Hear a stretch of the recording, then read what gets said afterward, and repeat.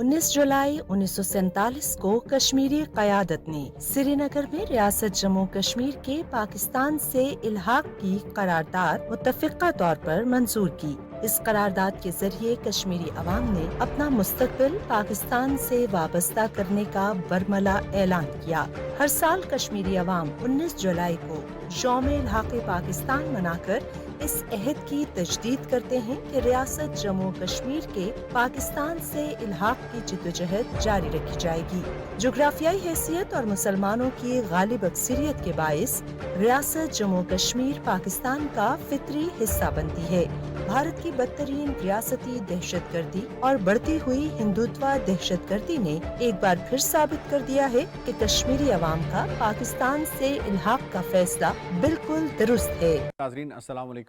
Programme Kashmir magazine के साथ जी मैं हूँ यासिर रहमान। नाज़रीन, दो कौमी नज़रिया जिसकी बुनियाद पर पाकिस्तान बना, जो ये था कि जहाँ मुसलमानों की अक्सरियत ज़्यादा होगी वहाँ पे पाकिस्तान बनेगा, यानी मुसलमानों के लिए अलग मुल्क बनेगा, और जहाँ पे हिंदुओं की अक्सरियत ज़्यादा होगी वो मुल्क हिंदुस्तान यानी भारत बनेगा। यही फार्मूला यकीनन उन तमाम रियासतों पे भी अमल दरामद होना था इस फार्मूले का, जो कि 500 से ज़ायद रियासतें थीं, और उनके बारे में ये कहा गया था कि वो रियासतें फिर जिसके साथ चाहें यानी पाकिस्तान के साथ चाहें इल्हाक कर सकती हैं, वो जो है वो हिंदुस्तान के साथ चाहें वो इल्हाक कर सकती हैं। अब यहाँ अगर मकबूजा कश्मीर के हवाले से स्पेशली बात कर ली जाए तो राज जो था वो डोगरा राज था, लेकिन जो मोर देन 80% जो आबादी थी वो मुसलमानों पे मुश्तमिल आबादी थी, और उनकी डिमांड यही थी कि हमें हमारा जो फितरी इल्हाक है वो सिर्फ मज़हब की बुनियाद पे नहीं है, रिवायात की बुनियाद पे नहीं है, रिश्तेदारियों की बुनियाद पे नहीं है, जियोग्राफिकल बुनियादों के ऊपर भी जो हमारा इल्हाक बनता है वो पाकिस्तान ही के साथ बनता है। और यही वजह है कि ये फिर मामला जो है 1930-31 से ये मामला शुरू होता है, ये तूल पकड़ता है। वहाँ पे ये डिमांड की जाती है डोगरा से कि जो है उनको कश्मीरियों को राइट्स दिए जाएं। फिर 1940 में जो करारदाद पास होती है उसके अंदर कश्मीरियों का एक वफ्द जो है वो स्पेशली शामिल होता है, और उसके बाद फिर कायद आज़म के 4 दौरे जो हैं इस अरसे के दौरान, यानी 1930 से लेके और 40 to 44 तक ये कायद आज़म के दौरे भी होते हैं। वहाँ पे मुख्तलिफ लीडर से मुलाकात होती है, ख़ुद शेख अब्दुल्ला के साथ भी मुलाकात होती है, और मुलाकात के दौरान कायद आज़म जो है वो, क्योंकि शेख अब्दुल्ला ने अपनी किताब में इसका जिक्र किया है कि कायद आज़म ने कहा था कि मैंने अपने बाल जो हैं वो धूप में सफ़ेद नहीं किए, मैं हिंदू की इस सोच से बहुत अच्छी तरह वाकिफ़ हूँ। और उस वक्त जो है कायद आज़म शेख अब्दुल्ला को भी यही कहते हैं कि तुम्हें भी जहाँ पे जो अक्सरियत है जो बात कर रही है उसी तरफ जाना चाहिए।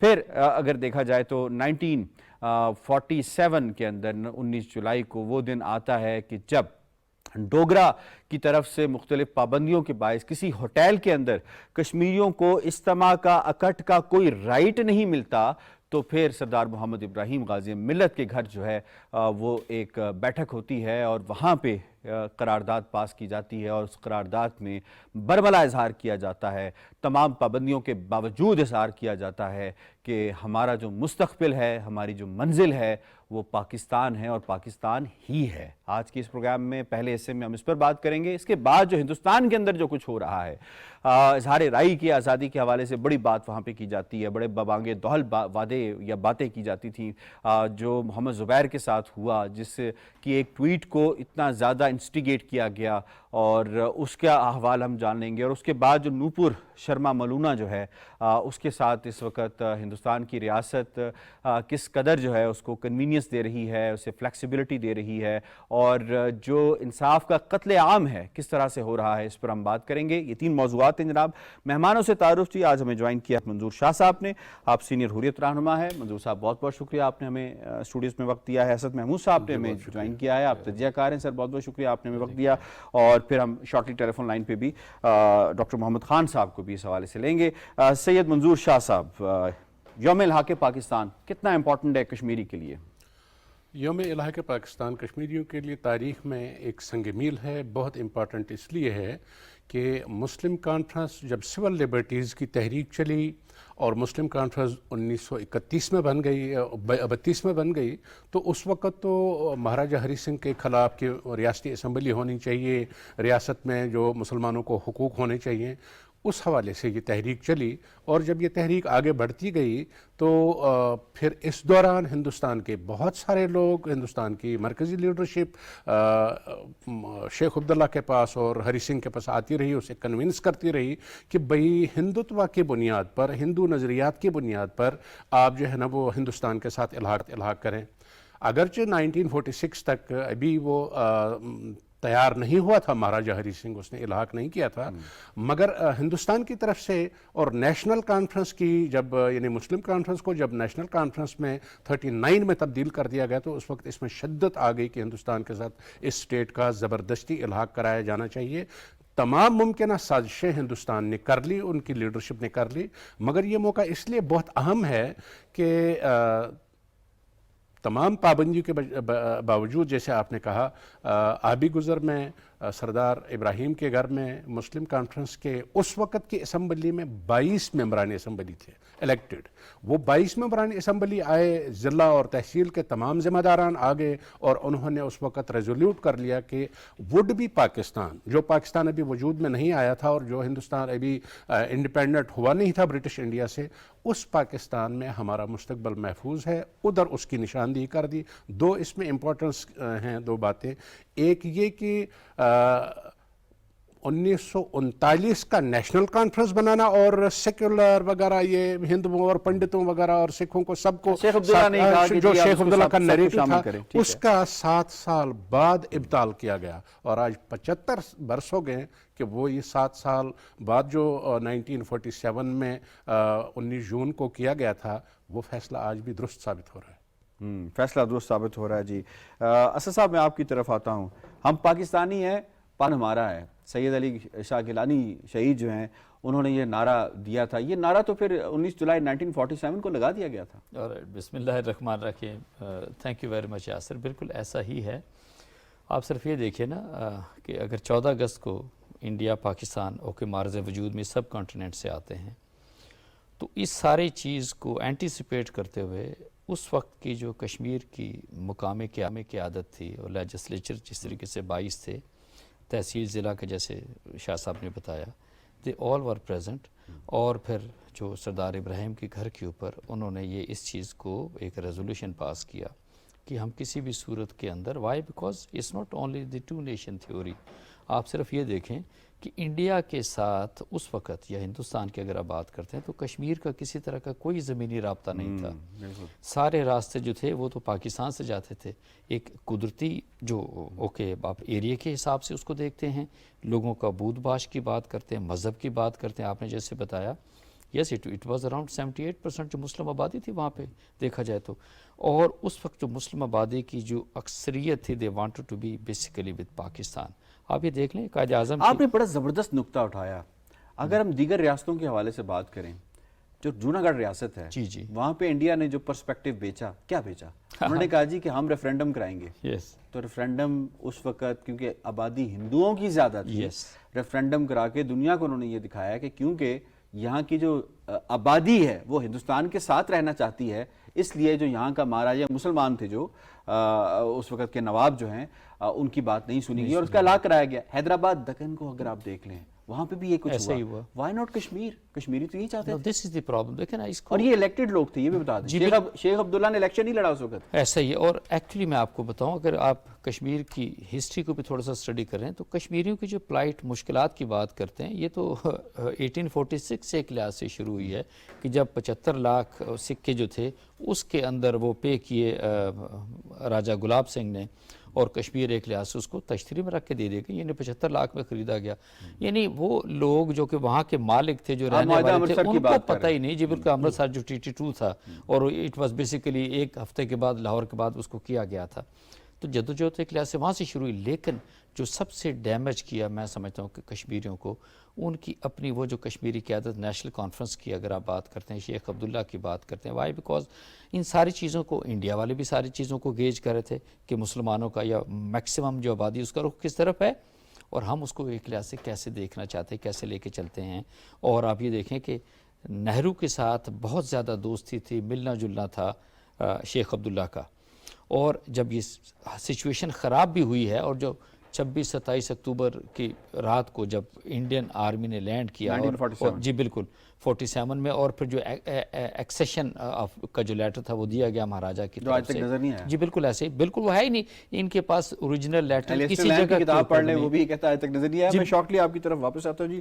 ڈاکٹر محمد خان صاحب نے ٹیلی فون لائن پہ ہمیں جوائن کیا ہے۔ ڈاکٹر خان صاحب، 19 جولائی کشمیریوں کے لیے اس کی امپورٹنس، اور کشمیریوں نے 19 جولائی کو جو عہد کیا تھا، آج تک کشمیری اس پر کس حد تک کاربند ہیں؟ بہت بہت شکریہ۔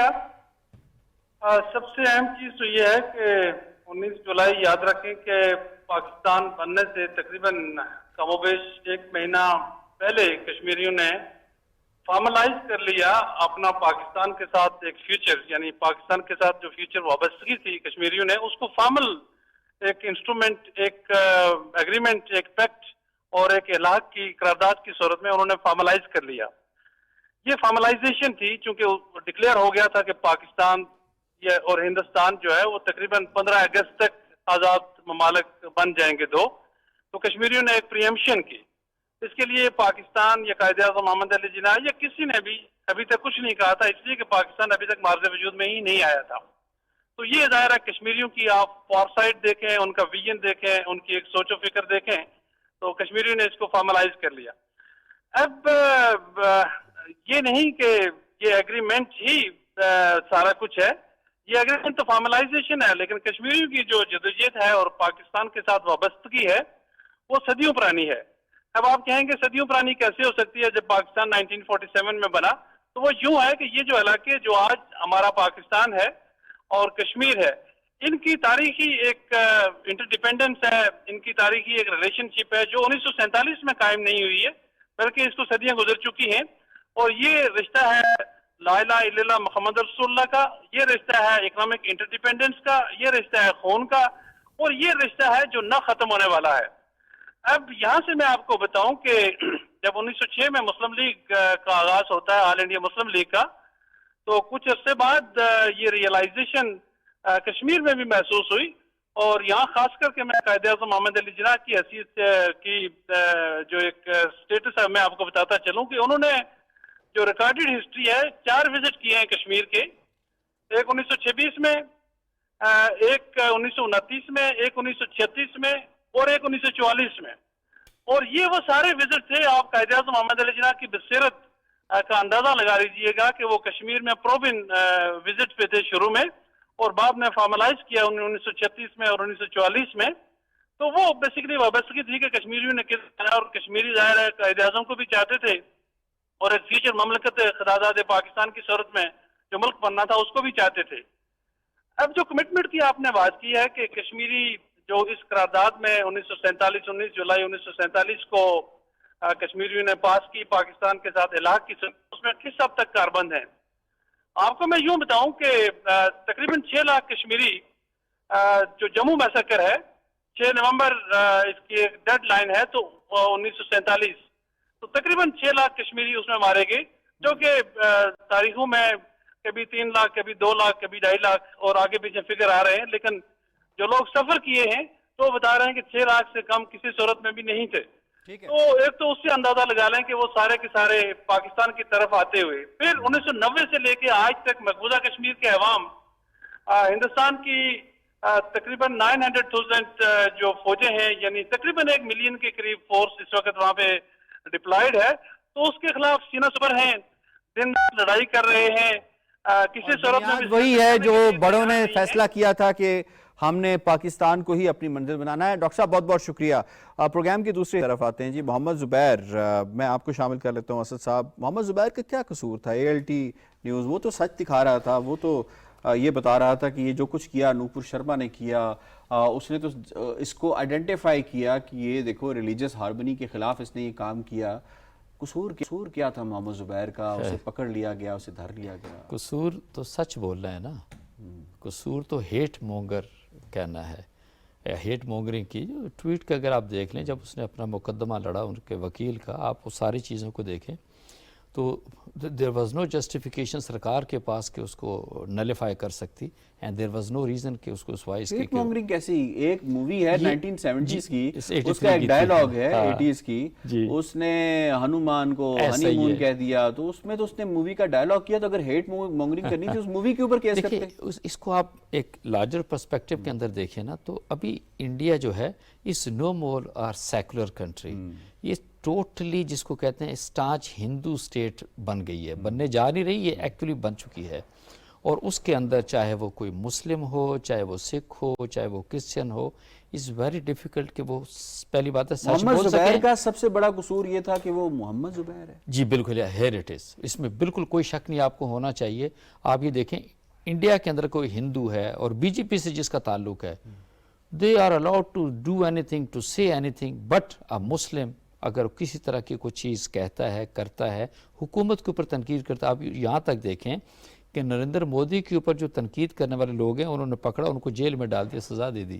آپ یہ دیکھیں نریندر مودی کی میں بات کروں، ان کے پرائم منسٹر کی، فرگیٹ اباؤٹ دیٹ، تو اس کو وہاں کی میڈیا نے، وہاں کی جو محمد زبیر نے جو نوپور شرما کی ویڈیو کو جب اس نے آئیڈینٹیفائی کیا اور اس کے بعد اپنی نیوز کے اوپر، کیونکہ اس کا کام یہ تھا کہ فیک نیوز جو ہے اس کو سامنے لے کر آنا، بڑا زبردست اس نے اور اس کے پارٹنر نے کام کیا تھا۔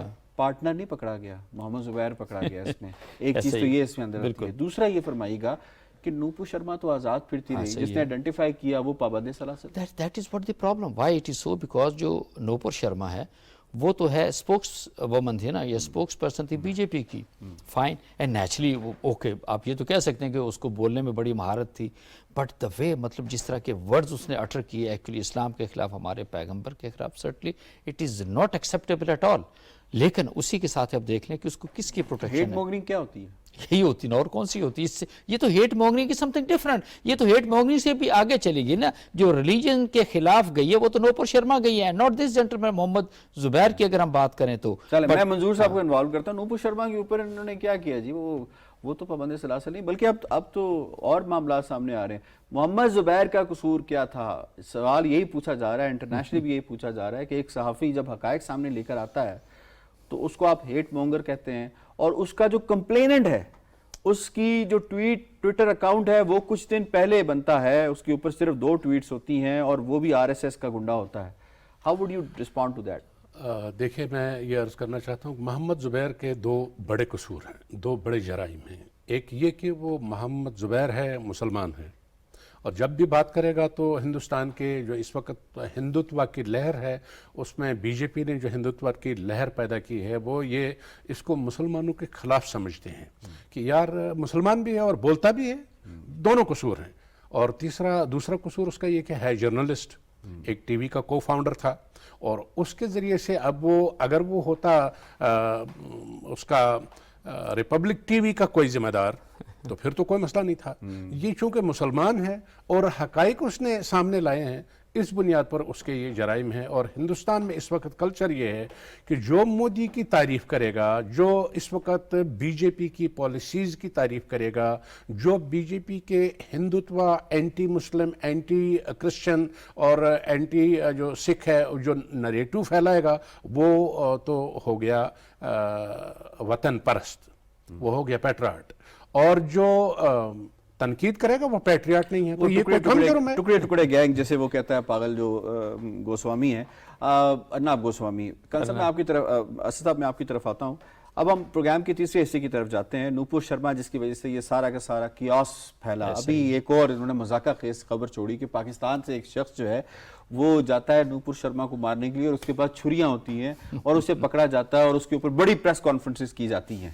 کتنا مذاقہ خیز ہے؟ کیا ہندوستان کے 22 کروڑ مسلمان جو ہیں وہ اس چیز کے اوپر ریئیکٹ نہیں کر رہے کہ اب ایک پاکستان سے شخص اٹھ کے جائے گا؟ یعنی بیسکلی اس کو سارا پاکستان کی طرف موڑا جا رہا ہے۔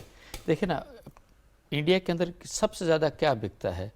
پاکستان دشمنی بکتی ہے۔ آپ کمپیریزن کیجئے، انڈیا کے اندر الیکشن ہوتے ہیں، Pakistan is basically the focal point, Pakistan دشمنی کہ جس کے اوپر وہ الیکشن لڑتے ہیں، الیکشن جیتتے ہیں۔ وٹ ایور ہیپن ان 2019 فروری کے اندر، اور اس کے بعد چند مہینے کے بعد الیکشن تھی، سی دین واٹ ہیپن، ایک یہی چیز ہے جو کہ انڈیا کے اندر بکتی ہے کہ جی ہاں پاکستان کے خلاف بولنا ہے اور ہر چیز کو موڑ کے یا اس کو ٹرن کر کے پاکستان کی طرف لے کے جانا ہے. اب ڈیفینیٹلی یہ جو نوپر کی اگر ہم بات کرتے ہیں it's very important person for the B J P کے نیریٹو کو, ہندوتوا کے نیریٹو کو یہ آگے لے کے چل رہی ہے. اس کو انہوں نے کیونکہ اس کے اوپر ریئیکشن آیا اور ورلڈ کے اندر سب سے زیادہ ریئیکشن آیا, سرٹنلی پاکستان کے اندر بھی ایک لحاظ سے آیا, اس کو تھوڑا سا انہوں نے ڈائی ڈاؤن کرنا تھا. پھر اس کو ایک تو ٹائم انہوں نے گین کیا نا, ٹائم گین کرتے جا رہے ہیں اور اسی کے ساتھ اس کا رخ انہوں نے کر دیا کہ دیکھیں پاکستان نے بھیجا یا پاکستان کی طرف سے کیا آیا اور چھریاں لے کر آئے. گون آر دی ڈیز اب چھریاں نہیں استعمال ہوتی, اب تو چیزیں بڑی آگے چلی گئی ہیں. بٹ ڈیفینیٹلی پاکستان اس طرح کے کاموں میں فرینکلی سپیکنگ یہ کچھ نہیں کرے گا. یہ تو انڈیا کی ذمہ داری ہے. پہلی بات تو ہے کہ بی جے پی اپنے آپ کو کہتے ہیں بھائی ٹھیک ہے ہندوتوا کی بات تو کرتے ہیں بٹ ایک جمہوری حکومت ہے وہاں پہ, اپنے آپ کو یہ کلیم کرتے ہیں کہ ہم سب سے بڑے ڈیموکریٹ ہیں. تو اس کے اندر جمہوری حکومت, آپ نے بڑا امپورٹنٹ پوائنٹ ریز کیا ہے. جمہوری حکومتوں میں تو عدالتیں بھی آزاد ہوتی ہیں. ایک جج صاحب نے ایک ریمارکس دیے نوپر شرما کے حوالے سے, سرزنش کی, اس جج کا کیا حال ہوا پھر؟ اور اب ان کی سپریم کورٹ کیا کہہ رہی ہے, ذرا یہ بھی بتا دیں. یہ ہے اس کی ڈائیکاٹمی جو اس وقت چل رہی ہے انڈیا کے اندر. دیکھیں نا, اگر آپ اس کو لنک کر کے یوں دیکھ لیں کہ جو آرٹیکل 35 اور 370 کو انہوں نے ریووک کیا انڈین سپریم کورٹ کے اندر موجود ہے. There has been no decision on that. بالکل اس کی ہیئرنگ کی ڈیٹ نہیں دے رہے. Why it is so? Because till such time وہ بی جے پی کے ہیڈ کوارٹرز ان کو کلیئرنس نہیں ملے گی سپریم کورٹ کو, تو ان کو تو کسی طرح کا وہ آگے کس چیز کو نہیں لے کے چلیں گے. حضور سید شاہ صاحب جس نے پورے ملک کے اندر حجاب لگا کر دیا, مسلمانوں کی جذبات مجروح کر دیے, آپ صلی اللہ علیہ وآلہ وسلم کی شان اقدس میں گستاخی کی, اس کو گرفتار نہیں کرنا. سپریم کورٹ کے آرڈرز ہیں. ہاں, انصاف کا قتل ہے یا نہیں؟ انصاف کا قتل ہے, اس لیے اس کو گرفتار نہیں کرنا کہ جو سپریم کورٹ اس طرح کے حکم دے سکتی ہے, یعنی جو اپنی جمہوریت کا, سیکولرزم کا اور اپنی انصاف پسندی کا, جوڈیشری کا جو خود ہی جنازہ نکال رہے ہیں, وہ کہہ رہے ہیں کہ بھئی اس کو گرفتار نہیں کرنا. کیوں نہیں گرفتار کرنا؟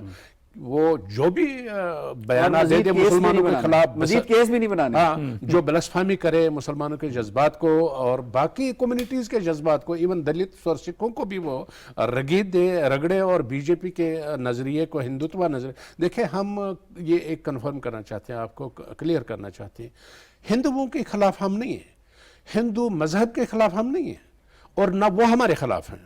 یہ ایک بیچ میں ایک نیا نظریہ نکالا گیا ہندوتوا, یعنی اس کا مطلب یہ ہے کہ نیشنلسٹ, ریلیجس, ٹیررسٹ آئیڈیالوجی. یہ کتنی خطرناک ہے, اس میں تینوں چیزیں آتی ہیں.